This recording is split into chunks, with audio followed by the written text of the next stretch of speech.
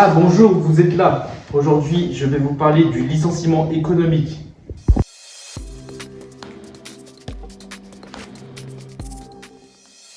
Qu'est-ce qu'un licenciement économique?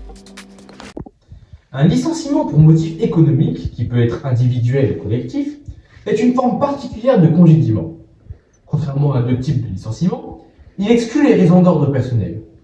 Un licenciement économique ne peut donc être motivé par une faute ou un manque de résultat de la part de l'employé. Ce type de licenciement est particulièrement circonscrit par la loi. Quelles sont les raisons économiques valables?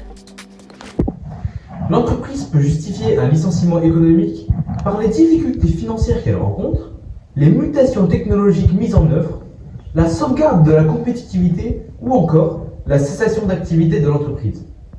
Quelles sont les obligations de l'employeur? Pour effectuer un licenciement économique, l'employeur doit non seulement avoir une justification valable, mais il doit aussi être soumis à plusieurs obligations au préalable. En effet, avant de concrétiser ce type de licenciement, l'employeur doit proposer des solutions pour permettre la conservation de l'emploi. Dans le cas d'une réorganisation de l'entreprise ou d'un changement drastique de l'emploi d'un salarié, l'employeur doit offrir des options de reclassement. Ce n'est qu'en ayant démontré qu'il était impossible de reclasser l'employé que le licenciement économique sera valable.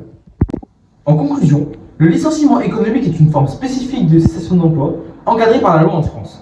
Contrairement au licenciement pour motif personnel, il exclut les raisons individuelles et requiert une justification valable de la part de l'employeur, ainsi que le respect d'obligations préalables, notamment la recherche des solutions alternatives, telles que le reclassement des salariés. Cette réglementation vise à équilibrer les intérêts des employeurs et des salariés, tout en atténuant l'impact social de la perte d'emploi dans le contexte économique.